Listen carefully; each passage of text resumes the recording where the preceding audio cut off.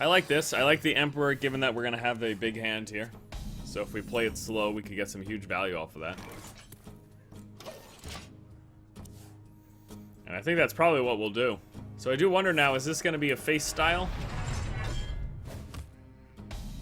Coin Cruel Taskmaster turn 1. It's probably not what play I'm going to go with. We could set up for an Armorsmith Taskmaster aggressive line, but that's not really how you win this matchup, I don't think. I think you win this matchup by out-controlling the control. Excuse me?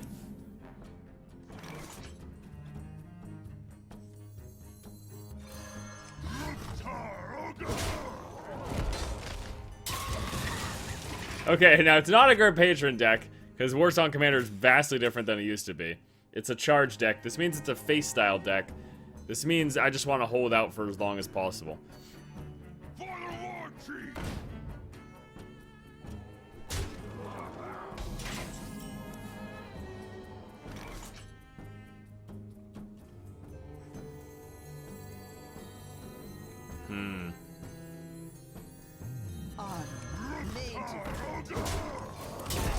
I'm pretty reluctant to take that face damage, but feel pretty reluctant to take that face damage, but what can you do?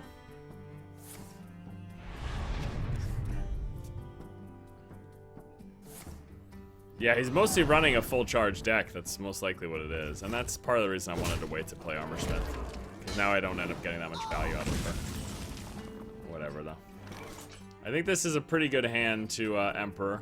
Maybe I don't do that yet. Maybe I wait until I get more stuff that I want to reduce. Well, you know what? No, let's just do this. Oh, no, he could just get shield slammed, though. Yeah, I'm gonna wait. I'm gonna wait and look to get some card draw off the Acolyte of Pain, draw into some of my higher casting cost stuff. I'm really concerned of just the shield slam, and then if this is the only hand I reduce, it could be better is what I guess I want to say. There's other things that we could do, so I'm gonna go one Acolyte of Pain, and I'm gonna go with the shield block right now. What this lets me do is next turn I can Cruel Taskmaster the Acolyte and then coin and play the Emperor. So again, we're getting some higher value additional card draws to get the Emperor with, and he might use his shield slam on the Acolyte, so we'll see. Because for what I've seen so far, he's more an aggressive style than a control style. So my game plan is just to hold out as long as possible. So I need to try to get as much value out of my stuff as possible, as far as I'm aware.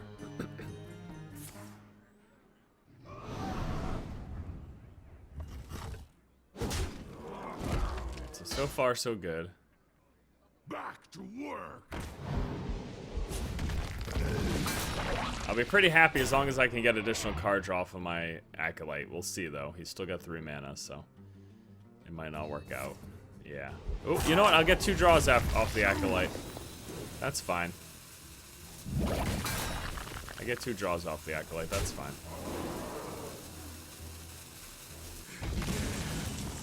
This is actually really damn good.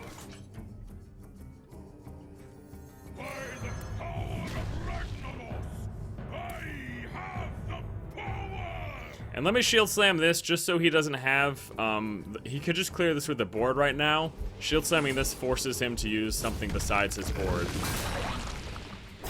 So now this is the kind of hand that I rather reduce. The hand that I had earlier, it wasn't, I don't think it would have been as good. But reducing this hand is very, very nice. Having 5-drop Shield Maiden. The 5-drop Sylvanas is pretty huge. And I got the combo with Sylvanas Brawl, which is amazing. So there we go. So now he's using this. So now he used that 4 damage for him instead of my face. That's really good. That's really, really good. Now we're in an incredibly strong position. In fact, so much so, I'm pretty sure at this point we likely just win the game. I have a hard time envisioning him turning this around right now. So we're at 8 mana, and I can still use the coin. So maybe I use the coin to play like the Shield Maiden Belcher. We don't need to Belcher even. Let's just play the Shield Maiden Death's Bite. I can take the hit.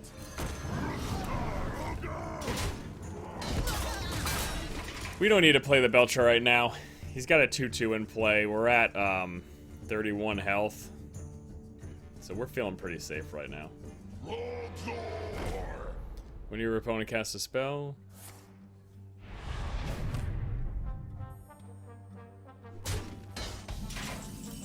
So I could just kill that. Oh, you know what? I could just kill that with an execute.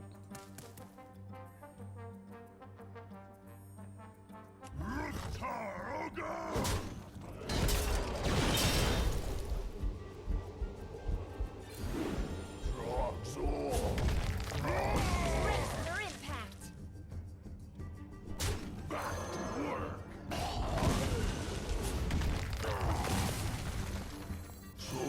Play the Belcher to stop him from charging my Shield Maiden.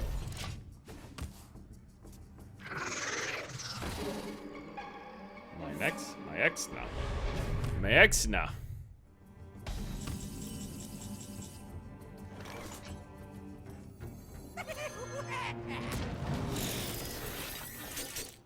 Brace for impact.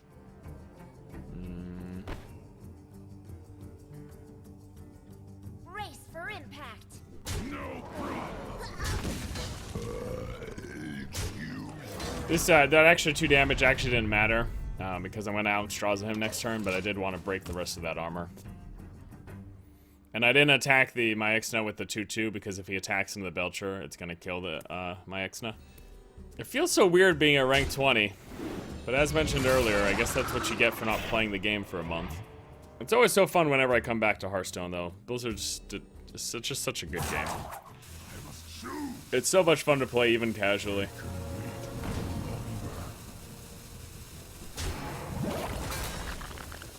Alright, so do we win here?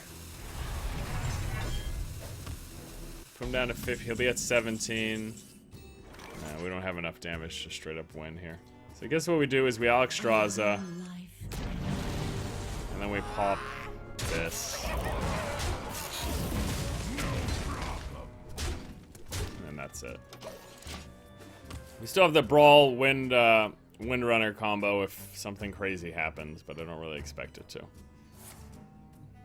Cleave. Execute. I am the blade of the Nope.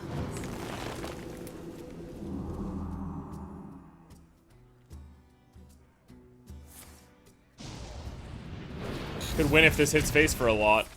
That's not enough.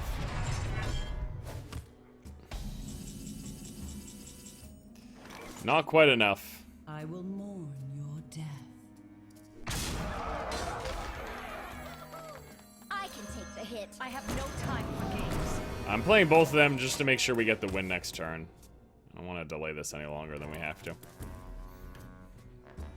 Normally I wouldn't just play the Sylvanas because he can trade into the Sylvanas and then I get no value out of it. But this way we should just win this turn still. Unless he just drew execute. Okay, so yeah, there we go. Soldiers of the cold dark.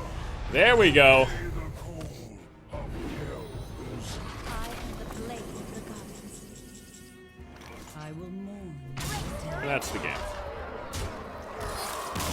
Doesn't feel great pushing around rank 20s with a control warrior deck, but it's not my fault I'm at rank 20. It's the freaking Hearthstone. If it didn't reset every goddamn month, so they have to play the game non-stop to keep the higher ranks, it wouldn't be a problem.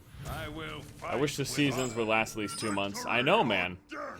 Seriously, like the 1 month seasons, you basically just have to keep playing Hearthstone all the time, and I barely played for 3 weeks. Like I think I played like 2 games in 3 weeks, and so now I come back to the game. It's like, okay, I'm ranked 20. So I gotta sludge through all this random. I gotta sludge through all these random decks and all this random stuff that people are doing. It's like, believe it or not, people are capable of playing more than an individual game at one period of time. Kind of like the Acolyte of Pain and to deal with some of his early stuff and get some card draw. I'm gonna assume that this is. I'm gonna assume that this is the secret paladin that. Oh, I guess mid-range or whatever is pretty possible, pretty successful right now as well. But I'm just gonna assume this is the secret paladin that's been running around. It's just like the new thing that took over, right? Patron died, and then it's just secret paladin everywhere. Although based on his play so far, I'm guessing this is a mid-range or control.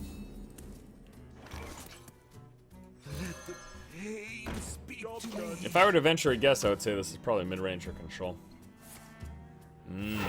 Alright. Does he pump up? No. So, get down maybe? We could test for get down with Deathbite, but that seems kind of a waste. I'd rather just get one less card draw for this. It could also be Avenge. If it is, I'll just take the damage to face with my weapon. Yeah, I'm gonna do this. I know this could be... Okay, so it is get down. Alright. Well, actually, you know what I'll do? I'm gonna Deathbite his face to threaten a clear for next turn of his 1/1s and see if he does anything about it. If an Acolyte gets 2 card draws, I'm pretty happy with it. You know what I mean? It doesn't need to get 3. It's actually very rare that it gets 3 anyways. So 2 draws is great. It basically makes it... It essentially makes it an a Arcane Intellect that does damage, right? It's 3 mana for 2 cards. And you get a couple of 1 damage hits into some minions or his face or whatever. Ruby egg. Well, that kind of makes my weapon situation a bit precarious.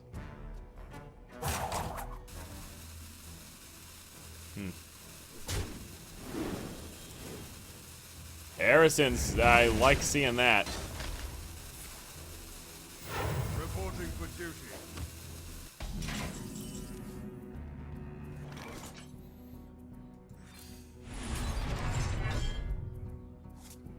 I mean, I could just do that. Yeah, I'm just fucking. I'm just gonna do this.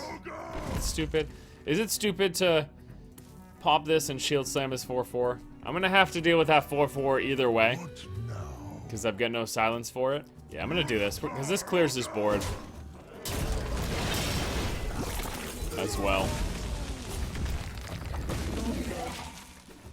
So I would have to deal with that 4/4 either way. The question basically becomes, do I want to just shield slam it, or do I want to take the damage to the face with Deathbite? Now, it might make more sense to wait until it pops and then take the damage to face with Deathbite, simply because the shield slam can hit higher health targets like his 6/6 dude. And actually, now that I think of it, if he plays the 6/6 dude, I'm just kind of screwed, because I've got no actual answer for it. I guess Sylvanas is kind of an answer for it, but... I can take the hit. Gonna play that because this trades into the 3/5. If I play the Sludge Belcher, it doesn't. I'd still have to get an extra 2 damage from somewhere. So at least he either throws out more stuff to kill my 5/5 here, or we get the clean trade into it and he just drops the 1/2 after. Alright, well, looks like Harrison's coming out next turn. We're never gonna get more than 1 card draw off of it, most likely anyways, so... Good lord. Good lord. So is he gonna straight up trade into it here and then hit face for 4?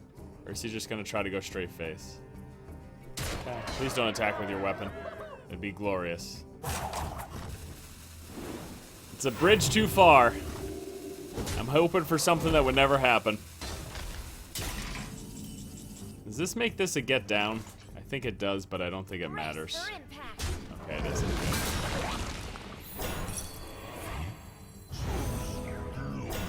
It's kind of a bummer, but whatever. You know what? Let's just use the Taskmaster for that. Let's see what we draw first. Should I save the Taskmaster for the Acolyte? Nah, this is pretty good. Back to work. It's not like I'm in the desperate need of card draw right now, because my card draw situation is pretty good. We still have the Shield Maiden. We're going to get at least 1 draw off the Acolyte. Actually, I could guarantee a draw off the Acolyte if I Deathbite and then save the Acolyte for when the Deathbite triggers. So yeah, the Harrison, you might say, why don't you save it for why don't you save it for when he plays a True Silver Champion when he has 2 durability? It's like, that never happens. Never going to happen. The only situation that ever happens is if he attacks with a True Silver and then immediately replaces it with True Silver, but that's a fairly rare occurrence. Uh-oh. Kings. Where's that brawl? Oh, not a Kings. Okay, good. Ooh. That would have been really bad. I'm surprised he played it without Kings, honestly. That's kind of awkward. Oh, is he gonna +3 attack it? He must have something for it. Why would you play that just by itself? It's lonesome. Why would you play that just by its lonesome? I don't, kind of confused. Don't you always just Dr. Boom when you can? Not, you know what, because he's got 2 1-2s, that kind of, it would kind of make the Boom bots very, not that great. The Sludge Belcher can deal with these 2 1-2s. The Acolyte of Pain is just another thing for 3 mana. I guess there's really no particular reason to play that right now. In fact, maybe it made more sense to play the Shield Block now, and then Acolyte of Pain after I am setting up for a Deathbite trigger. I do have to be concerned about Muster plays, but at this point he can, at this point in the game, he can Muster Quartermaster, so saving the Deathbite Whirlwind to deal with Muster is less likely to be that valuable, because he can probably just Muster Quartermaster anyways. Well, that's a bit of a bummer. It means we're not getting more than 1 card draw for the Acolyte now. So maybe that's again an argument to have played the Shield Block instead. I'm really baffled by many things, but especially why he played those Echoing Oozes with no pump-up villain. It's very baffling to me.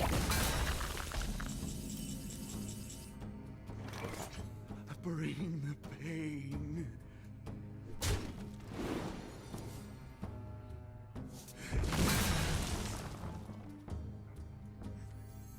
I dream and the world trembles. He just played Equality. Astera lets me sit on my hand and just get value out of Astera until he deals with it. And I can just basically slow roll the rest of my hand here this way. God, Astera Awakens ain't too bad right here. Reporting for duty.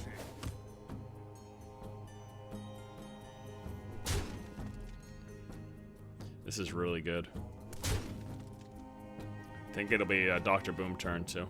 I'm actually gonna have to start worrying about overdrawing because I'm likely to get so much value out of this damn. Oh man, he played right into my trap card. Played right into my trap card. It's looking pretty good now, boys. Astera's Awakening is the money play. Even more so that he played that Echoing Ooze. So I'm in this situation where I want to be like, why did he play the Echoing Ooze? But the immediate response I know is always going to be, well, Force, you're playing at rank 20. And my immediate rebuttal is, I'm sorry, I stopped playing this game for a month. Cut me some slack, please. There we go. He's out of here. He realizes it is all for naught. It is all for naught.